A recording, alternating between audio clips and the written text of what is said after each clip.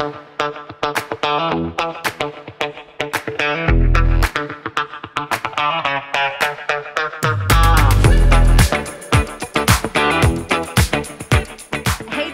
into the Sandbox. I am Tammy J. Bond, your host. Today we are diving in to an amazing topic with one of my very favorite authors, Dan Pink. He is the author of my very favorite leadership book, Drive. He has written 5 New York Times bestselling, very provocative bestselling books. His most recent book is called The Power of Regret. And in today's episode, we are talking all about if only thinking. And I want you to think about this for a minute, friend. If only thinking is a powerful tool that you're going to learn about today to use as you move out of those issues or those challenges that have maybe tripped you up or held you back. Maybe those challenges and obstacles that have maybe limited your thinking and limited your craft and your ability. You know, in today's episode, Dan dives into some very key things that you can do to apply to your thinking, right? To the way that you view regret in your life, in your business world, in your leadership skills, in your family relationships. It's a powerful tool that used well, I'll say it that way, can propel you forward instead of keeping you stuck. And we get into some really phenomenal topics today. You're going to want to get your notepad out. You're going to want to take some notes and spend some time in the sandbox talking all about the power of regret and if only thinking with me, your host, Tammy J. Bond, and my special guest, Daniel H. Pink. Well, welcome into the Sandbox, Dan Pink. I am so excited to have you here today. You know, it has been a long time coming since I've been wanting to have another interview with you. You probably don't remember this, but several years ago now, probably about 10 years ago now, we actually had you on a show that I did on Masterful Conversations. And I actually had you in back in the day, met you in Seattle when you were on your book tour for Drive. And oh my. I know it's been that long ago. And I remember, and I don't know if you remember this, I did want to share this with you because for the audience, this is, you know, Dan Pink, amazing author. I talk about you all the time, and the audience knows that. I make reference, I give your book away, I give Drive away because it was one book that really transformed my thinking on motivation and how to help other leaders motivate their people. Thank you. Yeah, absolutely. But when I met you on the book tour, you were heckled in the audience. And that's so long ago. What was it? 2000? I mean, literally 10 years ago, it had to have been 2012. And you were actually heckled in the audience. And I remember sitting there and I went up to you afterwards and apologized for our Seattleites because that's where I lived and grew up. And because they were just like, who comes to a book signing to hear from the author and then question all of the research that you just spent the years doing? You handled it so impeccably well. I was a fan favorite from that moment. Well, really even before, because that's why I went to the book signing. But that sealed the deal for me because you are so exceptionally professional. And I just had to laugh to just say, I've been watching you for all these years, and still that is one of my most fond memories of a author or speaker ever that knew exactly how to handle their audience when they were behaving badly. So nice job. Well, thanks. And I continue to get heckled and disagreed with even to this day. Well, it's because you do provocative work. Occupational hazard. Well, occupational hazard. It's happened so often, Tammy, that I don't even remember that particular incident. But it's okay because I do. And I talk about it actually, even from, like I said, I do it. It's stuck with me all these years later because I don't understand people and their behavior sometimes, but you handled it beautifully.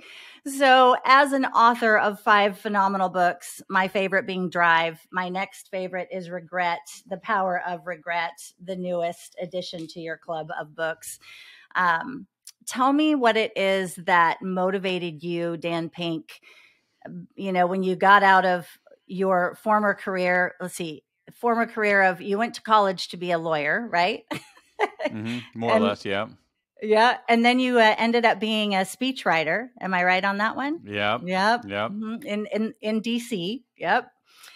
I'm still in DC. And you're still in DC. So tell me the transition from that career path to authorship as a thought leader. Well, I mean, I think that a lot of times all of us are trying to find our path, and Mhm. and I think a lot of time we think that our path, whatever it is going to be linear and permanent and smooth, and it never is. Right. It's always nonlinear and impermanent and rocky and zigzaggy, and that's so my story isn't that different from anybody else. As you mentioned, I went to college. I went to law school. I decided that I didn't want to practice law. I was keenly interested in politics. I think that was the reason that I went to law school. And I started working in politics for a while. I became a political speechwriter, not because I had any great desire to be a political speechwriter, but because at some point, I don't even remember when this was, Tammy, somebody turned around in some place that I was working and said, "Can you write a speech?" And I said, "Yes." And I think that's a very important lesson for young people, is that there are going to be moments in your life when someone's going to ask you, "Can you do?" And the answer, your default answer, has to be yes. Yeah. And then you just figure out how to do it. So that was my case. And so I did that for a while, and I decided, now I'm in my early 30s. I decided that I didn't want to work in politics the rest of my life, that it wasn't, that once I was inside the belly of the beast, it was far less attractive than I had thought. Sure. And from the time I was in college, I was always, quote unquote, writing on the side, writing magazine articles, op-eds, newspaper articles, things like that. And so eventually it occurred to me that what I was doing on the side was really kind of what I did. And so at 25 years ago now, 25 years ago, I quit that job. My wife did not quit her job. My wife did not give up her salary. My wife did not give up her health insurance. And we said, let's give it 2 years and see if you can survive. We can survive with you doing your own thing. And that's how I got there. And here you are, all these 25 years later. That's great. Yeah. And what I'm curious about is, there's so many questions that I want to ask you about, but I first have to also celebrate one other thing. One of my favorite podcasts that I listen to is the Craig Groeschel Leadership Podcast. And I don't know if you're familiar with that podcast or not, but you are on his, I had to laugh the other month and a half ago or so. He put out a list of must-read books and his favorite all-time. And number 3 on the list is Drive. And he gives you a high praise and acknowledgement for the work in that book, and says that every leader ought to. What was 1 and 2? Atomic Habits, and I don't even remember. Oh, sorry. I just was excited you were on the list. I'm like, see, hello. And you haven't been on his podcast yet. So no, I haven't. Well, I'm not going to be, unless he ranks me number 1, I'm not going to be on it. Okay. Well, that's good to know. But I love that because of the audience, you've had such a great impact with the work that you've done with Drive, with all of A Whole New Mind is phenomenal. To Sell is Human. These books, you are provocative, yes, with your writing and the research that you do, and it makes an impact. So as one fan, certainly thank you. And I know that you've had great impact for others, but I do have to ask this. Tell me about the motivation, though, behind your newest book, The Power of Regret. Well, it's pretty simple. I had regrets. I was at a point in my life where to my surprise, this happens to all of us. Yeah. To my surprise, I had room to look back. I had mileage on me. And that happens to us periodically. It's sort of like the thing, like when you asked me before about how I got started, and I realized, was it over 20 years ago? It seems like it was a blink of an eye, Mm-hmm. And so, you get to a point, and I don't, want to turn this into therapy, but you get to a point, all of us I got to a point going back to working in politics where I went from always being the youngest person in the room to suddenly looking around, particularly when I was like marketing books and things like that, and saying, holy crap, I am the oldest person in this conversation. Mm. And that's kind of alarming. It's not a bad thing or a good thing. It's a thing, though. And, when you reach that point, you have room to look back. And when I looked back, like many people, there were things I wish I had done. There were things I wish I hadn't done. There were things I wish I had done differently. Those are regrets. And I wanted to make sense of them. And what I found very quickly when I began sort of talking about these regrets, even though I knew that nobody wanted to talk about regret. This is a taboo topic. It's an aversive topic. Nobody wants to talk about regret. When I very sheepishly began to mention my regrets to people, I discovered that everybody wanted to talk about regrets. And so I set off on this, 2.5-year project of, various kinds of research to try to understand this profoundly misunderstood emotion. And one of the reasons that it's misunderstood is that it's an incredibly useful emotion, Right. If we treat it right. Yeah. And that's the key, right? That's what I picked up from your book, 100% when it's treated right. I had to laugh when I saw that you were doing the research on regret and, asking for survey. I probably had this kind of a, whoa, stop. I don't think in the world of regret. That's not where I go. I'm not, that's just not my wiring. I've worked really hard not to be wired that way, I guess, is maybe what I would say. At least that's what I thought until I read the book. And then I was like, dang, this was really profound on so many levels. And the chapter that we're going to talk through today, and there's so many things about it, but the if only thinking, right? The power of if only thinking, and how that serves a leader today, how that serves someone who is at any stage of life. To your point, someone later in life, if only thinking, what can that do to propel them forward to finish the fight they've been given to fight strong, anyway. So I'd love to dive into that topic of if only thinking. And from your perspective, what did you discover in this, with all that research within if only thinking, and how does that serve leaders today? Well, I mean, if only thinking is the kind of counterfactual thinking we do that fuels regret, and regret, again, just to be clear. But what we're talking about here, regret is an emotion. It's an emotion that makes us feel bad. And it's an emotion that makes us feel bad when we look backward and engage in that if only thinking. If only I had married Bob instead of Fred. If only I had started that business. If only I had spoken up when I had the chance. If only I had reached out to my old friend Joe. And it makes us feel bad. And this is where it gets complicated. And this is where people kind of bristle from it. And what we know about this kind of thinking, what we know about regret, are two very important things, one of which we've already mentioned. The first is that everybody has regrets. Yeah. I mean, we have research in social psychology showing it's one of the most common emotions that human beings have. There's some evidence that it's the most common negative emotion that human beings have. I did my own survey of the U.S. population, finding that 83% of Americans experience regret at least occasionally. It is ubiquitous in the human experience, so ubiquitous, in fact, that if you don't have regrets, it's a warning sign. So, for instance, certain kinds of neurodegenerative diseases, certain kinds of Parkinson's, people can't experience regret. Certain kinds of brain lesions interfere with the processing of regret. Sociopaths don't have regrets. 5-year-olds don't have regrets because their brains haven't developed. And so we have this kind of puzzle where this thing that's, again, I'm not trying to sugarcoat it. Regret is crappy. It makes you feel bad. But that's the point. By making this if only thinking, by making you feel worse, can help you do better if you treat it right. And the problem is we haven't been treating it right. We sort of go down two different paths. One is we put our fingers in our ears and say, blah, blah, blah, blah, blah, blah, blah, blah, blah. I don't want to listen to this. That's a bad idea. That's not a recipe for effective leadership. It's not a recipe for healthy living. However, wallowing in your regrets, ruminating in your regrets, stewing in your regrets, luxuriating in your regrets, that's an even worse idea as a leader, as a human being. What we want to do is we want to confront our regrets, think about our regrets, use our regrets as information, as data, as signal. And when we do that, we have piles of evidence showing it's an incredibly useful emotion, particularly for leaders. And a lot of leaders don't know how to use it properly. A lot of older leaders, I think, are so ingrained in their old ways of thinking that they're going to be less adaptable in harnessing regret as a force for progress. So good. I'm glad you brought in the older leader generation into the conversation too.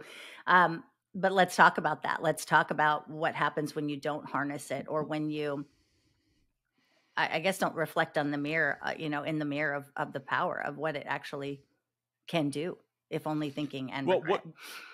what happens is that you lose out on the benefits. And again, we know from 50 years of research some of the benefits of confronting our regrets, not ignoring, not wallowing. It's a middle way.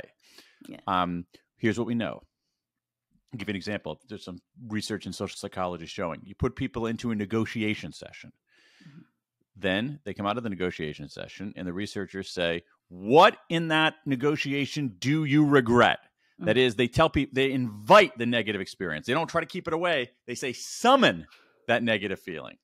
When you do that, in general, people do better on the next negotiation. Okay. So there's evidence that it helps make you a better negotiator. Yeah. We see the same thing with even more research on problem solving. When we reflect on our problems and regret, again, invite that negative feeling. What did we do wrong? What did we not do wrong? What do we regret about our strategy? What do we regret about our technique? What do we regret about any approach? We're going to invite the negative feeling. We become better problem solvers. You see it with, you see it with research on avoiding cognitive biases and, sort of trying to foster clearer thinking. So, I regret escalating commitment to a failing course of action. I regret succumbing to confirmation bias. Reflect on that. You're more likely to think clearly in the future. There's research showing it helps make you a better strategist. I mean, the benefits to leaders are considerable if they honestly reckon with and confront their regrets. Again, not wallowing, not ignoring, just using them as information, as signals, as data, as a message, as a knock at the door. I love it. It's so, I'm just thinking back over the course of my career and the things that and while I said earlier, I've avoided that regret or looking at it. Yes, I have regrets, but I move through them. I process them and I move through them because that's good. My mother was one who dwelt far too long, and you used an expression that made me laugh, and immediately her picture came to mind because she really almost, they became an idol for her. They became that prize for her, on so many levels. Exactly. And I was like, wow, I don't want to be like that. Right. So no, you don't want to be like that. Not at all. And so I think that's where I say, and I've seen it in leaders that I know that I've worked with, where they don't want to necessarily, they go to the extreme of not talking about the things that they regret, and they want to gloss over them too quickly and just push past them versus looking at it. How is this going to serve me in the moment? What am I learning from it?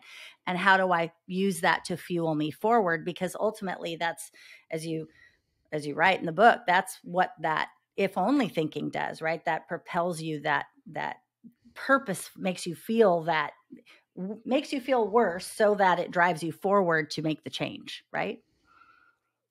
So very good. So tell me more about what you personally, maybe what's the nugget that you took from the research? I mean, the survey that you did, I'm captivated by. Yeah, well, I did two surveys. One was a very large quantitative survey where we did the largest public opinion survey ever conducted of American attitudes on regret, where we surveyed a very large number of people. We had this beautifully demographically representative sample because I was looking for demographic differences, and we found some interesting things, but not that many demographic differences. I'll tell you one that I think is important. And then I did another survey where it was called the World Regret Survey, but it's just a giant collection tool where we've collected regrets now from about 24,000 people in 109 countries. It's crazy. Yeah, crazy. So on that first one, so to me, one of the biggest takeaways I guess there were two big takeaways from that quantitative survey, what I call the American Regret Project. The first was how prevalent regret is. We asked people the question, how often do you look back on your life and wish you had done things differently? So we described regret, but we didn't use the R word intentionally. So if we describe the behavior, the feeling, but don't label it as regret, 83% of Americans say that they experience it at least occasionally. Even though we have this philosophy of no regrets, when you phrase the question in that way, don't use the R word, but describe regret. Describe that if only thinking. 1% said never. 1% said never. So again, it's just further confirmation how ubiquitous this emotion is. The other big takeaway from the quantitative survey, at least to me, was the one big so if you look at differences there were some tiny differences in gender, tiny differences in race, tiny differences in education level, but they weren't large and they weren't that interesting. There were some, just to be fair. But the one big demographic difference, it blew me away, was on age. And here was a difference. If we look at regret, if we look at the broad architecture of regret, there are two kinds of regret. There's regret of action and regret of inaction. I regret something I did, or I regret something I didn't do. When we are young, in our 20s, people tend to have equal numbers of regrets of inaction and action. So it's about 50-50. Half of my regrets are about inaction, half of my regrets are about action. But as we get older, it's not even close. In our 30s, the inaction regrets take over. And I'm in my 50s, when you get to your 50s, holy moly. It's, literally, Tammy, it's like, I have to look up the numbers, but it's like 2.5, 3 to 1 ratio of inaction regrets over action regrets. What sticks with us over time are regrets of inaction, regrets about what we didn't do. And I think that's a profoundly important lesson for leaders. I think it's a profoundly important lesson for leaders. And I think there are a couple of techniques people can use to get around that. I'd love to hear them. Will you share them? Sure. So one of the things that you see in, I'll give you one. So one of the things that you see in some of the regrets that I collected, those 24,000 regrets, is that there are a lot of regrets about boldness. That is, people are at a juncture in their life. They have a chance they can play it safe or they can take the chance.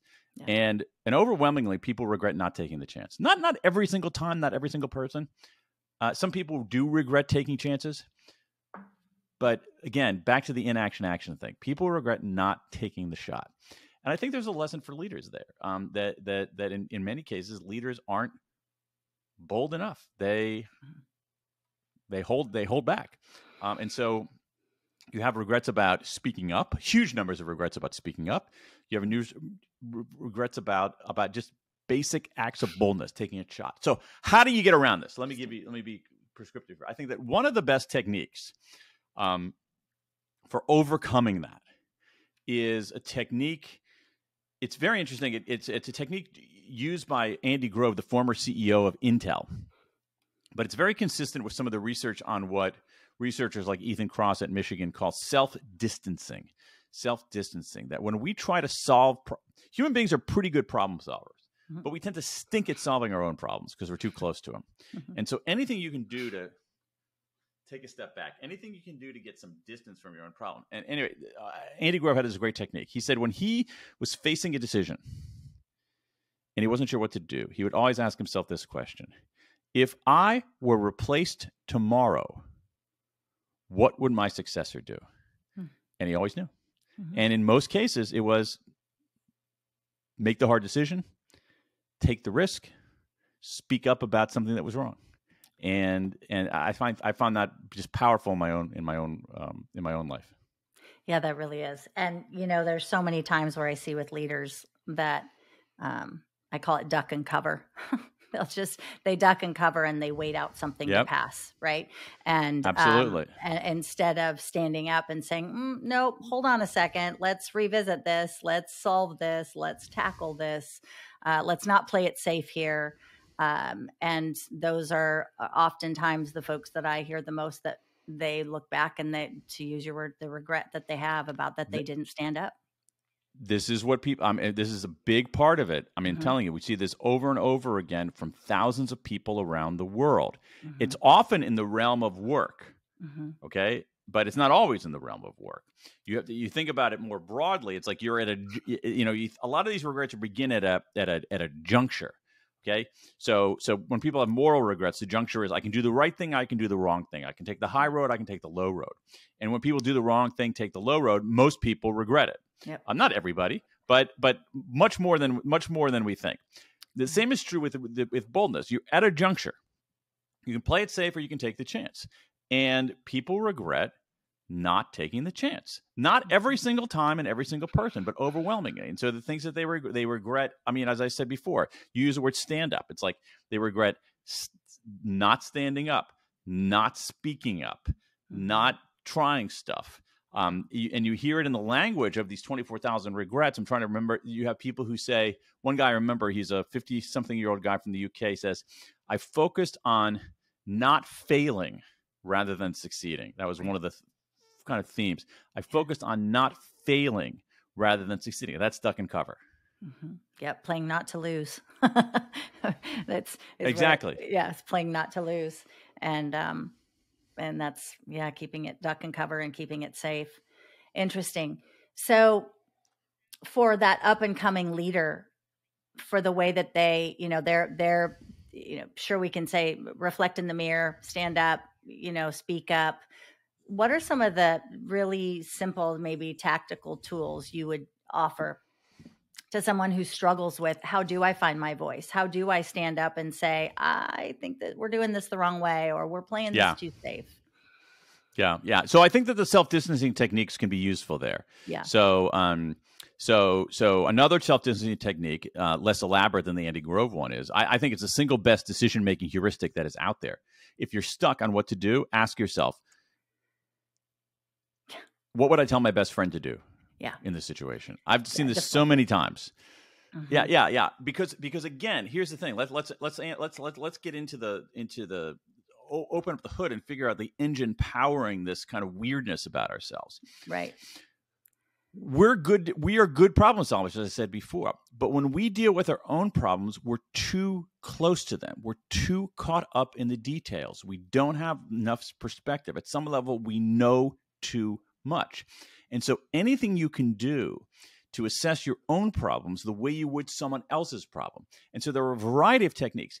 Even talking to yourself in the third person, there's evidence of that. So instead of saying, if I'm stuck on a decision, instead of my internal talk, instead of saying, what should I do? What should Dan do?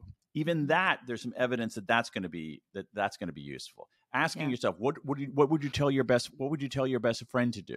So that's one technique that I think is super useful. Another one is again, regret hinges on time travel. The reason we can experience regret is that we can go back in time in our head, but we can also go forward in time in our head. And so another technique that I like is to have a conversation with. Imagine talking to the you of 10 years from now. Imagine like you're about to, I don't know what to do. You know what I'm going to do? I'm going to talk to the me of 10 years from now. The me of 2033, which sounds like a fake year, right? The me of 2033. What does the me of 2033 want me to do? And the truth is, it's pretty clear that the you of me or me of 2032 is going to say, what were you doing? Why didn't you take that shot? Why did you wimp out? Why did you duck and cover? Why did you play it safe? You could have done something big, and now 10 years have gone by. So that's another thing to do. Another technique is, and I think it's very, very, very useful, is really play out in specific, detailed ways the worst case scenario. Play it out to its fullest. And you see this again. I mean, you see this. I have so many regrets out there, Tammy, about this is not in the business world, but so many regrets out there about hundreds around the world. X years ago, there was a person I really liked. I wanted to ask them out on a date, and I was too chicken to do that, and I've regretted it ever since. So even that, if you want to ask somebody out on a date, what's the worst case scenario? You ask somebody out on a date, and they say no. And you're in exactly the same spot that you're in. All right. And so a lot of these things, you speak up at work and your boss says, I disagree with you. That's not the end of the world. Okay. We if we really think through what the worst case scenario is, we often find that it's far less, when we make it concrete, it's far less dire than when we think of it as abstract. Yeah. So that's among the many techniques that you can use. So good. I'm giggling as you're sharing, because there was a story I remember in the book about a couple that met on a train. And then it was like they got off the train and that was it. And 40 years later, they're still talking. The one is still talking about it. Or anyways, it's those kinds of things where if you don't ever take the shot, what athlete said that? If you never take the shot, you're never going to make 100% of the shots you never take, or something like that. So, and I butchered the quote, but it's that kind of a thing. And if you don't, and I just did this actually on a client call where they were talking about, which I'd never heard anybody say before. They were afraid to confront a situation because they were afraid they were going to step on the eggshells and they would break. And I'm like, okay, hold on a second. You mean to tell me you're not confronting this because you're afraid of breaking the eggshells that you've been dancing around and stepping around? What? And I use that exact question, which is, what's the worst case scenario if you break some eggshells? Yeah. Like, get your boots on, sister, go for it, get in and stomp and start, but learn from it. Ask the questions and learn from it is what you're saying too. So good. Worst case scenario. Yeah, absolutely. Absolutely. Think about that. Think about that worst case scenario. So some self-distancing, ask yourself, what would you tell your best friend to do? Ask yourself, if you were replaced tomorrow, what would your successor do? Think through the worst case scenario. Think through having to confront yourself 10 years from now with the decision you're about to make. Those kinds of techniques, which again, they're fascinating, Tammy, because it shows you just how powerful our brains are. Correct. All those things that I'm suggesting are incredible feats of imagination. If you think about that, I mean, it's spectacular. Imagining yourself into someone else's head, imagining having a conversation with yourself 10 years from now. I'm looking out, my backyard I work in the garage behind my house. My yard is back there. And I'm looking at, there's a squirrel over there. That squirrel can't do that kind of stuff. Only we human beings can do that kind of stuff. So use the incredible power that's up here. So good. That is so good. And yes, I 100% agree with you. And to that, the 10 years from now, what would your 10 years from now self tell you, to do? What would you do? And that's so good, because those scenarios that you just explained, each one of them take us out of the current reality that we're facing and put us into that alternate space. And we can then adopt that feeling of courage, that feeling of boldness, that feeling that other person, if I'm going to tell my best friend to do it, well, golly, I better get in there and do it myself, because why would I encourage my best friend to do it that way, but not me? It takes you out of what you're so focused in the now, and it gets you out. That's exactly it. I'll give you another metaphor for that I've used, which is that when we solve our problems, when we deal with our problems, we approach them like scuba divers. And what we need to do is we need to approach them like oceanographers. Scuba divers are like in the muck, whereas oceanographers are piloting above. And that's how we're better off solving most of our problems like that. And we do a terrible job. And so again, we have to imagine ourselves into other ways of thinking and knowing and understanding. And our brains equip us to do that really well. And regret is part of the amazing power of our brains. Regret is part of our cognitive machinery. It's there for a reason. It's transformative if we use it as a tool rather than as a, tormentor. Yeah. Well, and I'm so glad you said that, because one of the things that I actually wrote this down in my notes, and you have it within the if only thinking chapter, is that regret is very purposeful to make us feel, right? That if only thinking is very purposeful to make us feel worse. And it's that piece that if you use the power of that moment, is what I hear you saying, it will propel you forward into the what's next, but avoiding it will keep you stuck in the now.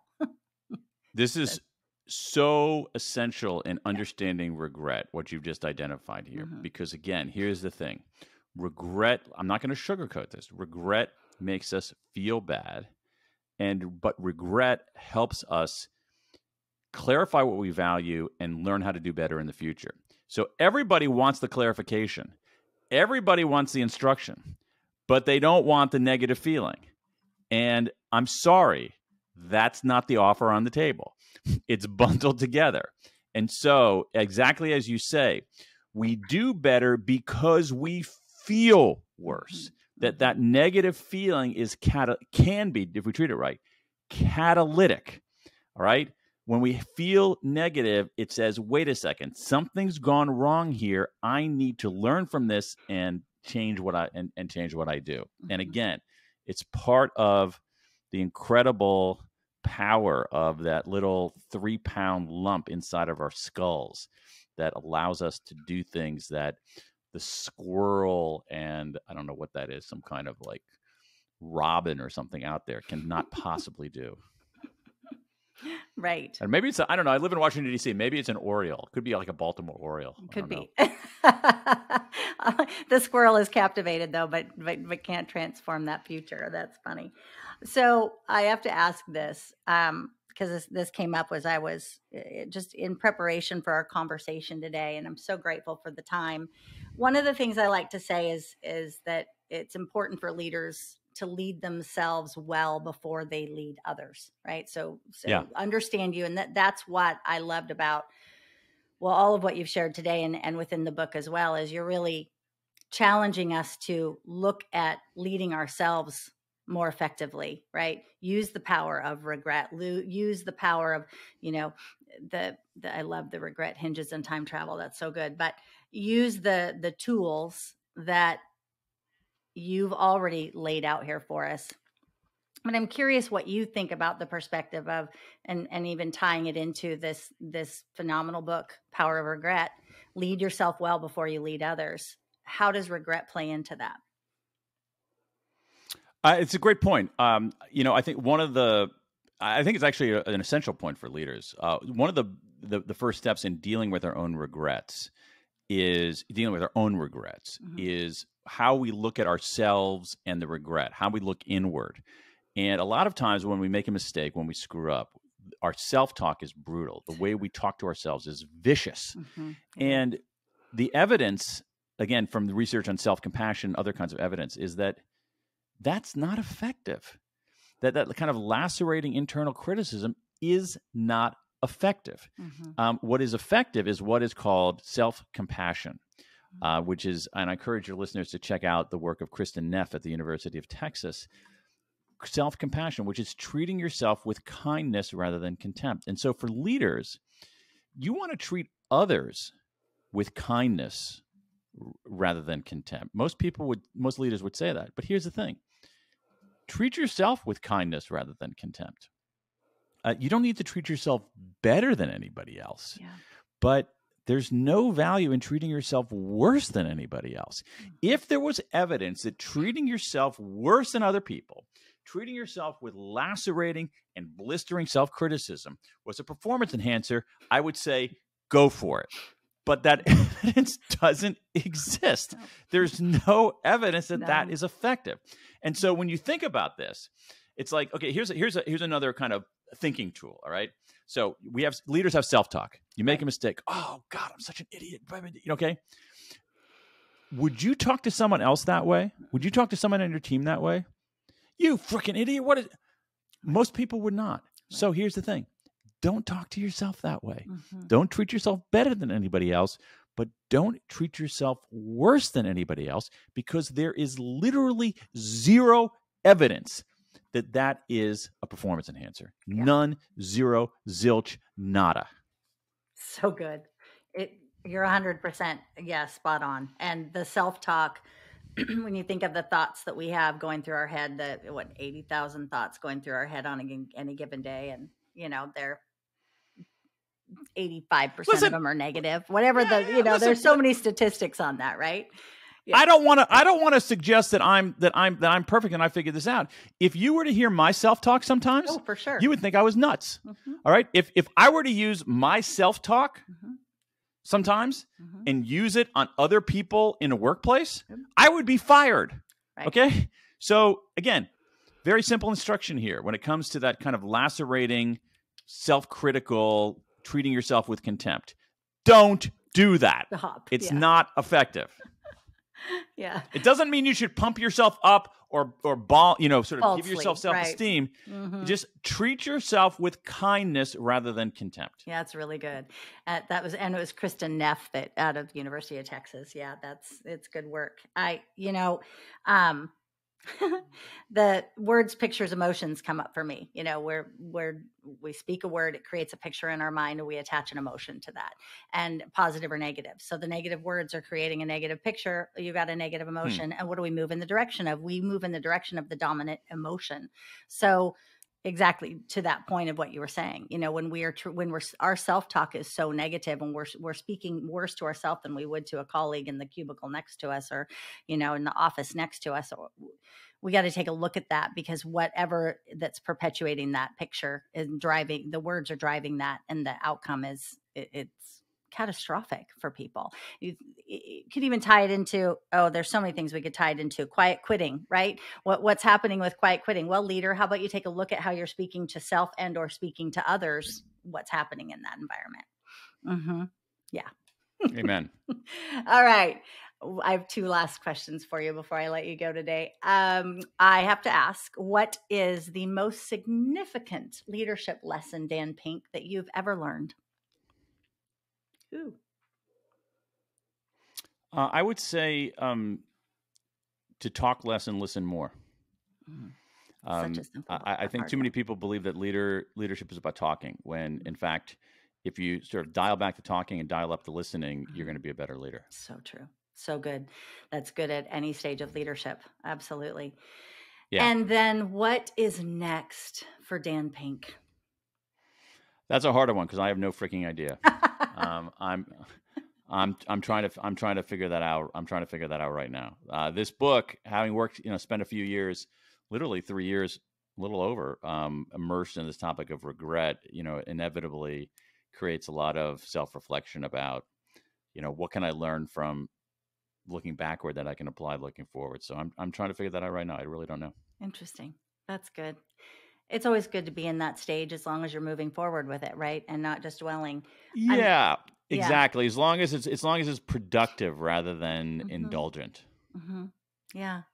Well, your books have had such a profound, for me, seriously, and just a wonderful impact, profound impact on the way that I construct conversations with leaders. And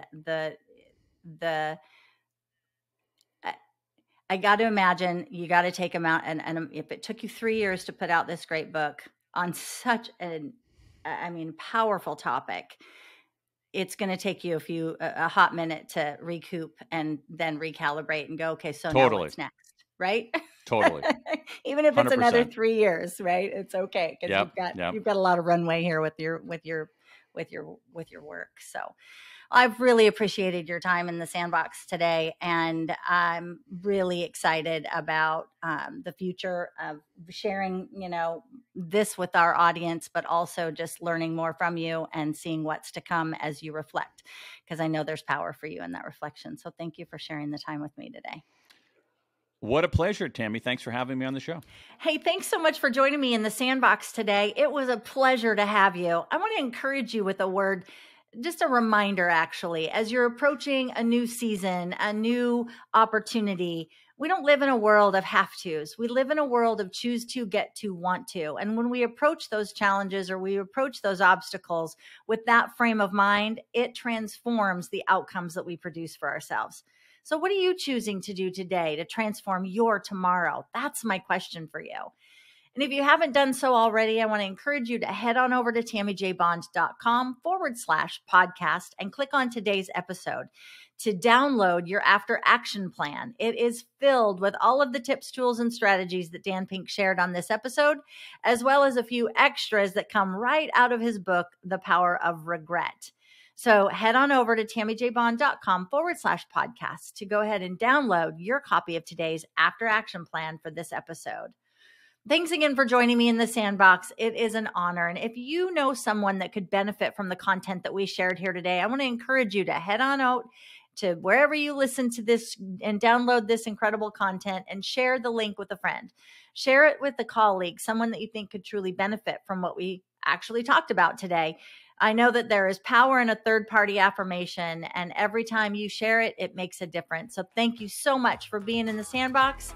I've enjoyed having you, and we'll see you again next time. Make it a great day.